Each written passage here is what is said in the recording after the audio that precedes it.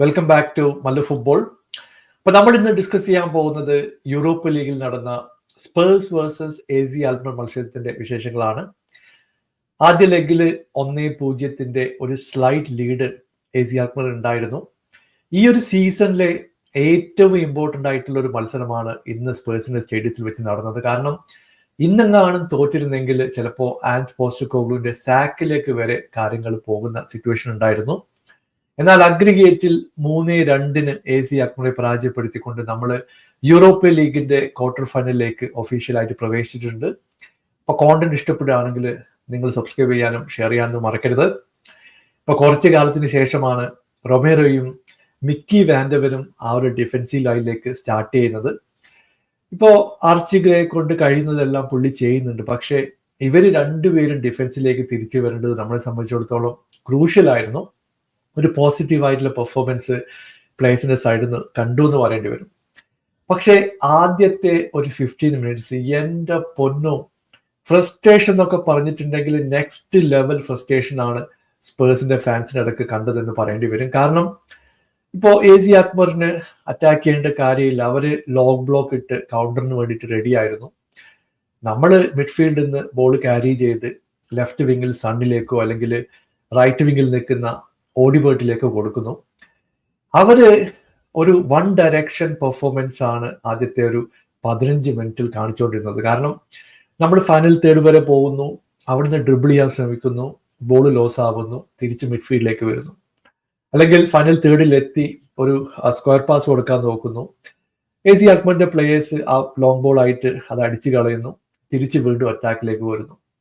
ഇത് പണ്ടത്തെ വീഡിയോ ഗെയിമൊക്കെ ലൂപ്പിൽ കാണുന്ന ഒരു പ്രതീതിയാണ് ആദ്യത്തെ 15-20 മിനിറ്റ്സിൽ സ്പേഴ്സിന്റെ കളിയിൽ നമ്മൾ കണ്ടത്. എന്തുകൊണ്ട് മിഡ്ഫീൽഡിൽ നിന്ന് ഷോട്ട് അറ്റംപ്റ്റ് ചെയ്യുന്നില്ല, അല്ലെങ്കിൽ ലെഫ്റ്റ് വിങ്ങിൽ നിന്ന് എത്ര ക്രോസുകൾ കൊടുത്തു നോക്കിക്കഴിഞ്ഞിട്ടുണ്ടെങ്കിൽ ഒരു ക്രോസ് മാത്രമാണ് ആദ്യത്തെ ഒരു 15 മിനിറ്റിൽ സ്പേഴ്സ് ഡെലിവർ ചെയ്തത്.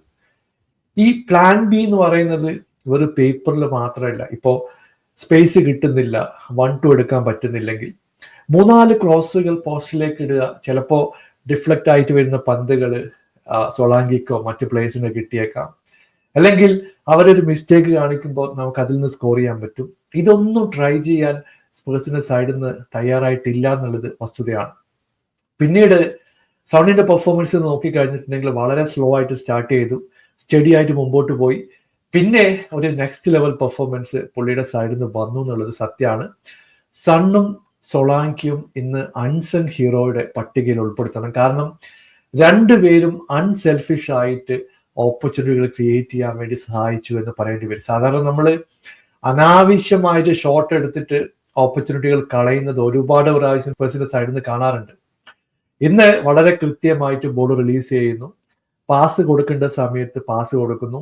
2 അസിസ്റ്റാണ് സൊളാങ്കിയുടെ സൈഡിൽ നിന്ന് വന്നത്. പുള്ളിക്ക് വേണമെങ്കിൽ ഷോട്ട് എടുക്കാൻ പറ്റുന്ന ഓപ്പർച്യൂണിറ്റികളായിരുന്നു. എന്നാൽ അത് രണ്ടും കൺവേർട്ട് ചെയ്യാൻ നമുക്ക് പറ്റിയത് പുള്ളിയുടെ ഒരു കൃത്യമായിട്ടുള്ള അസിസ്റ്റ് കൊണ്ട് മാത്രമാണ്. അപ്പൊ ആദ്യത്തെ ഗോള് വരുന്നത് ഒരു മിസ്റ്റേക്ക് എന്നാണ്. ലെഫ്റ്റ് വിങ്ങിൽ സണ്ണ് ഡിഫൻഡർ പോയിട്ട് പ്രസ് ചെയ്യുന്നു. പുള്ളിയുടെ ഷോട്ട് ഡിഫ്ലക്റ്റ് ആയിട്ട് ഡയറക്റ്റ് ആയിട്ട് സൊളാങ്കിയുടെ കയ്യിൽ നിന്നാണ് വരുന്നത്. അവിടെ ഒരാള് ഡിഫൻഡർ ക്ലോസ് ഡൗൺ ചെയ്യാനായിട്ട് ഉണ്ടായിരുന്നു. പുള്ളി ഒരു ടച്ച് എടുത്ത് കൃത്യമായിട്ട് റൈറ്റ് വിങ്ങിലുള്ള ഓഡിബേർട്ടിലേക്കാണ് ബോൾ കൊടുക്കുന്നത്. ഓഡിബേർട്ട് ഓപ്പൺ പോസ്റ്റിലേക്ക് ഒരു ഷോട്ട് എടുക്കുന്നു. അങ്ങനെ 1-0 ലീഡിലേക്ക് 26ാമത്തെ മിനിറ്റിൽ സ്പേഴ്സ് വരികയാണ്. ഇതോടുകൂടി അഗ്രിഗേറ്റിൽ 1-1 എന്നുള്ള സ്കോറിൽ കാര്യങ്ങൾ മുമ്പോട്ട് പോയി. പിന്നീട് 2-3 ചാൻസുകൾ സ്പേഴ്സിന് കിട്ടിയിട്ടുണ്ടായിരുന്നു. മാഡിസന്റെ ഒരു പെർഫോമൻസ്, പുള്ളി ഇപ്പൊ മിഡ്ഫീൽഡിൽ നിന്ന് ബോൾ ക്യാരി ചെയ്യുന്നതിലും വളരെ കൃത്യമായിട്ട് ലെഫ്റ്റ് വിങ്ങിൽ പന്ത് എത്തിച്ചു കൊടുക്കുന്നതിലും നല്ല രീതിയിലുള്ള കോൺട്രിബ്യൂഷൻ മാഡിസന്റെ സൈഡിൽ നിന്നുണ്ടായിരുന്നു. നമ്മുടെ യങ്സ്റ്റർ ആയിട്ടുള്ള വിൽസൺ ഓഡിബേർട്ടിന്റെ 2 ഗോളുകൾ ഇന്ന് എടുത്തു പറയണം. പുള്ളി ഒരു ഇഞ്ചുറി കഴിഞ്ഞ് തിരിച്ചു വന്നതാണ്. പക്ഷേ right place at the right time 2 tap in ചാൻസുകൾ പുള്ളിക്ക് കിട്ടി, 2ഉം കൺവേർട്ട് ചെയ്യാൻ പുള്ളിയെ കൊണ്ട് സാധിക്കുകയും ചെയ്തു. ഇവിടെ ഫസ്റ്റ് ഹാഫിൽ കൂടുതൽ ഓപ്പർച്യൂണിറ്റികൾ സ്പേഴ്സിന്റെ സൈഡിൽ നിന്ന് വന്നു. ഒരു ഹാഫ് ചാൻസ് മാത്രമേ AZ അൽക്കമാറിന്റെ സൈഡിൽ നിന്ന് വന്നിട്ടുള്ളൂ എന്ന് പറയേണ്ടി വരും. അങ്ങനെ 1-1 എന്നുള്ള അഗ്രിഗേറ്റ് സ്കോറോടെ കളി മുമ്പോട്ട് പോയി. സെക്കൻഡ് ഹാഫ് തുടങ്ങി. സെക്കൻഡ് ഹാഫിന്റെ ആദ്യ ഘട്ടത്തിൽ തന്നെ മാഡിസന്റെ ഒരു കിടിലം ഓപ്പർച്യൂണിറ്റി ക്രിയേറ്റ് ചെയ്തു. അങ്ങനെ ഒരു കൗണ്ടർ അറ്റാക്കിംഗ് ചാൻസ് സ്പേഴ്സിന് തേടി എത്തുകയാണ്. ഇവിടെ പെഡ്രോ പോറോ ആണ് മിഡ്ഫീൽഡിൽ നിന്ന് ഒരു പ്രസ്സിലൂടെ ഈ ചാൻസ് ക്രിയേറ്റ് ചെയ്യുന്നത്. ആ പന്ത് മാഡിസണിലേക്ക് എത്തിക്കുന്നു. മാഡിസൺ ലെഫ്റ്റ് വിങ്ങിലുള്ള സണ്ണിലേക്ക് ഈ ബോൾ റിലീസ് ചെയ്യുന്നു. സണ്ണ് തിരിച്ചിട്ട് മാഡിസണിലേക്ക് പാസ് ചെയ്യാണ്. പുള്ളിക്ക് ഒരു ഓപ്പൺ പോസ്റ്റിൽ ഷോട്ട് സ്കോർ ചെയ്യാനുള്ള ചാൻസ് കിട്ടുന്നു. കേർവ് ചെയ്തുകൊണ്ട് ഈ ഒരു ഷോട്ട് പോസ്റ്റിലേക്ക് എത്തിക്കുകയാണ്. ഈ സമയത്ത് നമ്മൾ ചെയ്യേണ്ടത് കുറച്ചുകൂടി പൊസിഷൻ കൺട്രോൾ ചെയ്യുക. ഈ ഗെയിം മാനേജ്മെന്റ് എന്ന് പറയുന്നത് വല്ല ഏലിയൻ വേർഡ് ആണോ, അല്ലെങ്കിൽ പോസ്റ്റ് കോഗ്ലുവിന് മനസ്സിലാവുന്നില്ല എന്നുള്ളൊരു ചോദ്യമുണ്ട്. കാരണം പുള്ളി ഇപ്പോഴും ആ ഒരു മെന്റാലിറ്റിയിൽ നിൽക്കുകയാണ്, അറ്റാക്ക് അറ്റാക്ക് അറ്റാക്ക്. അതിന്റെ ഒരു കാര്യമില്ല. ഇപ്പൊ 2-1 സ്കോറിൽ നിൽക്കുമ്പോഴാണ് മറ്റൊരു മണ്ടത്തരം സ്പേഴ്സിന്റെ സൈഡിൽ നിന്ന് വരുന്നത്. പുള്ളി ലെഫ്റ്റ് വിങ്ങിൽ നിന്ന് ഓടിപ്പിടിച്ച് ഒരു ബോൾ റിക്കവർ ചെയ്യുന്നു. റിക്കവർ ചെയ്ത പന്ത് യാതൊരു ലക്ഷ്യമില്ലാതെ ഒരു സിമ്പിൾ പാസ് ബർഗ്വാളിലേക്ക് പാസ് ചെയ്യാണ്. ഇപ്പൊ ബർഗ്വാളി ഈ പാസ് റിസീവ് ചെയ്യാൻ വേണ്ടിയിട്ട് പോസ്റ്റിന് തൊട്ടടുത്താണ് നിൽക്കുന്നത്. പുള്ളി കുറച്ചുകൂടി കോഷ്യസ് ആയിട്ട് ആ സിറ്റുവേഷൻ ഹാൻഡിൽ ചെയ്യായിരുന്നു. എന്നാൽ ബർഗ്വാളി ചെയ്തത് തിരിച്ച് ആ പന്ത് ഓടിബോട്ടിലേക്ക് കൊടുക്കാൻ ശ്രമിക്കുന്നു. അവിടെ വെച്ചിട്ട് ആ പന്ത് മിസ്സാകുകയാണ്.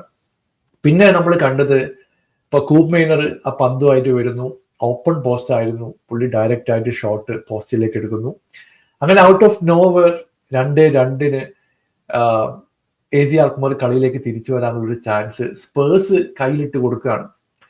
ഇവിടെയാണ് നമ്മൾ പറയുന്നത് കോൺസെൻട്രേഷൻ വളരെ വളരെ അത്യാവശ്യമാണ്. ജയിച്ചു എന്ന് കരുതി കളി ഈസി ആയിട്ട് മുമ്പോട്ട് പോയി കഴിഞ്ഞാൽ മിസ്റ്റേക്കുകൾ വരുത്തും. ഇവിടെ യാതൊരു കാരണമില്ലാതെ അനാവശ്യമായിട്ട് സ്പേഴ്സ് കൊടുത്തിട്ടുള്ള ഒരു ചാൻസ് ആണ് ആ കൂപ്പ് കൺവേർട്ട് ചെയ്തത്.